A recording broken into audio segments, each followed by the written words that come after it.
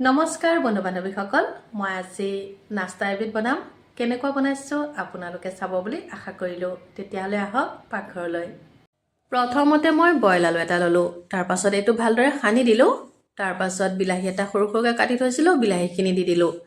তাৰপাছত দিছোঁ পিঁয়াজ, তাৰপাছত দিছোঁ কেঁচা জলকীয়া, আকৌ ইয়াত দিছোঁ ধনিয়া পাত, তাৰপাছত জিৰা দিলোঁ, তাৰপাছত দিছোঁ ধনিয়া পাউডাৰ, তাৰপাছত এয়া দিছোঁ জলকীয়া গুড়ি, তাৰপাছত দিছোঁ এয়া আটা 3 চামুচ দিছোঁ, তাৰপাছত দিম বেচন 3 চামুচ, তাৰপাছত নিমখ অলপ দিলোঁ।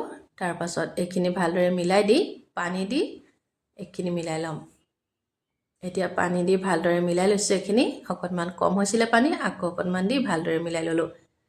তাৰপাছত গেছত কেৰাহী এটা পাতি দি সৰিয়হৰ তেল দিলোঁ। তাৰপাছত এইখিনি দি দিছোঁ। এইখিনি পিঠাৰ দৰে মালপোৱাৰ দৰে এনেকৈ দি দিছোঁ তেলত। এইখিনি তল চাইডটো ভালদৰে সিজাৰ পাছত এয়া লুটিয়াই দিছোঁ।